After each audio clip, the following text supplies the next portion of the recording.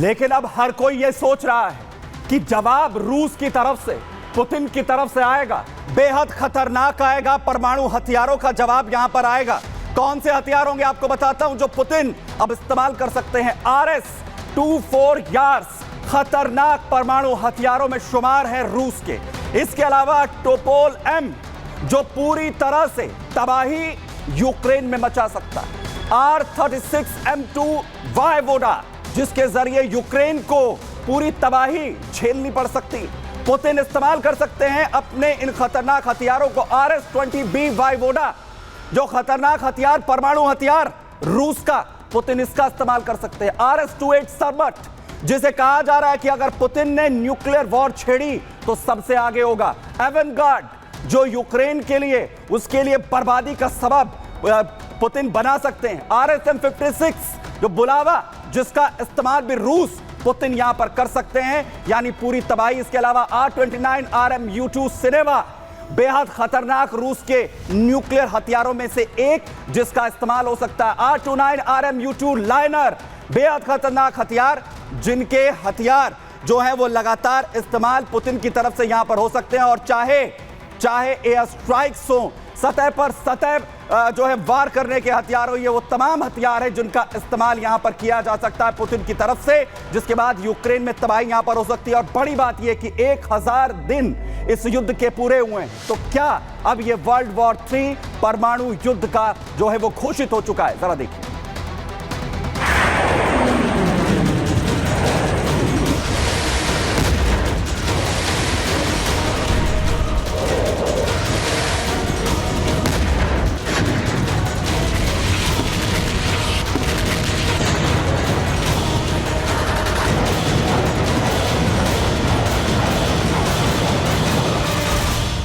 Ukraine ने रूस पर अमेरिकी मिसाइलें दागकर अपने लिए तबाही का गड्ढा खोद लिया है? क्या जेलेंस्की ने अमेरिका के उकसावे में आकर रूसी राष्ट्रपति पुतिन को अब और ज्यादा भड़का दिया है? क्या अमेरिका के भरोसे यूक्रेन ने पुतिन से पंगा ले लिया है? क्या जेलेंस्की और बाइडेन ने पुतिन की परमाणु हमले की धमकी को हल्के में ले लिया है? और सबसे बड़ा सवाल यह है कि क्या अब पुतिन यूक्रेन पर न्यूक्लियर वेपन का ग्रीन बटन बस दबा ही देंगे? रूस के राष्ट्रपति व्लादिमीर पुतिन जिस बात के लिए यूक्रेन को बार बार आगाह कर रहे थे, चेतावनी दे रहे थे, वही सब यूक्रेन ने आखिर कर ही दिया। पुतिन के तेवर अब तीखे हैं, यूक्रेन पर नजरें टेढ़ी हो गई हैं और सीधे सीधे यूक्रेन के साथ साथ अमेरिका को भी रूस अपनी नई परमाणु नीति गौर से पढ़ने की धमकी दे रहा है। यूक्रेन ने रूस के ब्रांस्क बॉर्डर इलाके में मिलिट्री बेस पर अमेरिका से मिली लंबी दूरी की ATACMS मिसाइलों से हमला कर दिया है। रूस के रक्षा मंत्रालय के मुताबिक मंगलवार की सुबह लगभग 3:25 पर यूक्रेन ने 6 अमेरिकी ATACMS बैलिस्टिक मिसाइलों से हमला किया और रूस पर यह मिसाइल अटैक बाइडेन की इजाजत मिलने के 2 दिन बाद हुआ। लेकिन अब खतरा इसी बात का है कि यूक्रेन ने रूस को छेड़कर कहीं थर्ड वर्ल्ड वॉर का सायरन तो नहीं बजा दिया है, क्योंकि रूस की नई परमाणु पॉलिसी उसको किसी भी बाहरी हमले के हालात में जवाबी कार्रवाई में अपने परमाणु हथियारों के इस्तेमाल करने की मंजूरी देती है। ऐसे में अब रूस बैलिस्टिक मिसाइलों के जवाब में कभी भी न्यूक्लियर हथियार इस्तेमाल कर सकता है और इसकी वार्निंग पुतिन एक बार नहीं बल्कि बार बार दे चुके हैं।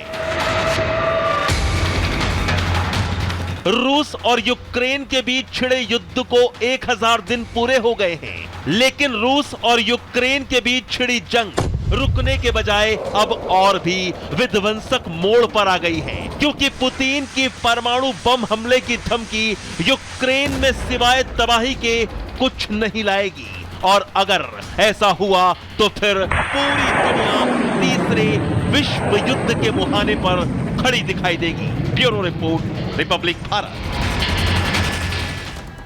तो क्या विश्व युद्ध अब हो जाएगा और 1000 दिन के बाद अब क्या ये वर्ल्ड वॉर 3 और न्यूक्लियर वॉर में युद्ध जो है बदल चुका है? इस पर बात करने के लिए मेरे साथ defence expert Sanjay Shrivastava sir है। सर सारा ये सिचुएशंस बता दीजिए 1000 दिन के बाद जो हालात अब बन गए हैं, और अब क्या रूस के पास सिर्फ एक ही सिचुएशन है कि वो अटैक करे न्यूक्लियर वेपन के साथ? यूक्रेन के द्वारा यूनाइटेड स्टेट्स ऑफ अमेरिका के बाइडेन एडमिनिस्ट्रेशन से लॉन्ग रेंज की आर्मी टैक्टिकल मिसाइल सिस्टम्स के रशिया के विरुद्ध इस्तेमाल की इजाज़त मिलने के बाद यूक्रेन ने 6 ऐसी मिसाइल्स का इस्तेमाल करते हुए रशिया की टेरिटरी पर हमला किया है। वहीं रशिया की तरफ से अपने न्यूक्लियर डॉक्ट्रिन में बदलाव किया गया है और इस बदलाव को रशिया के राष्ट्रपति व्लादिमीर पुतिन ने अपनी अनुमति दे दी है। और रशिया की न्यूक्लियर डॉक्ट्रिन में जो बदलाव किया गया है उसमें अब ये प्रावधान किया गया है कि यदि रशिया या उसके एलाइज पर किसी नॉन न्यूक्लियर वेपन स्टेट के द्वारा हमला किया जाता है और वो हमला एक न्यूक्लियर वेपन स्टेट के द्वारा बैक्ड या सपोर्टेड है, तो ऐसी स्थिति में रशिया या उसके एलाइज पर किया गया ये हमला उस नॉन न्यूक्लियर वेपन स्टेट और न्यूक्लियर वेपन स्टेट के द्वारा किया गया संयुक्त हमला या ज्वाइंट अटैक माना जाएगा। यानी फ्री है रूस अपनी तरफ से जिस तरीके से जो है अलाउ कर रहा है, यानी कभी भी वेपन्स जो है अलाउ यहां पर किए जा सकते हैं। बहुत शुक्रिया सर हमारे साथ यहां पर जुड़ने के लिए। लेकिन इसी बीच बड़ी खबर आपको बता रहा हूं युद्ध क्षेत्र से, जहां पर लगातार बड़ी कार्रवाई हो रही है और वहीं रूसी नौसेना के एक अधिकारी पर बड़ा हमला किया गया। रूसी नौसेना की हत्या का सीसीटीवी फुटेज यहां पर सामने आया है। रूसी नौसेना के जो नौसैनिक है उस पर बड़ा हमला किया गया। घात लगाकर रूसी सैनिक की जो कार है वो उड़ा दी गई। ब्लास्ट के बाद कार के परखच्चे यहां पर उड़ गए।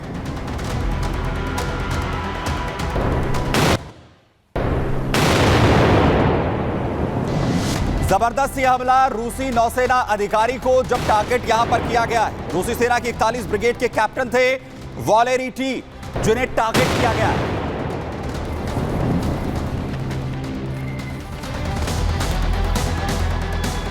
और मैं आपको आगे लिए चल रहा हूं और बात करने जा रहा हूं आखिर मिडिल ईस्ट में जिस तरीके के हालात यहां पर नजर आ रहे हैं और कैसे कार्रवाई इजराइल लगातार कर रहा है, आपको बताता हूं। जरा देखिए, नेतन्याहू अपने मिशन सफाया हिजबुल्लाह का, जिस पर वो पूरी तरीके से जुटे हुए हैं। लगातार लेबनान में बड़ी कार्रवाई चल रही है, ग्राउंड पर आईडीएफ बरस रही है, तो इजरायली एयरफोर्स लगातार एयर स्ट्राइक करती हुई नजर आ रही है।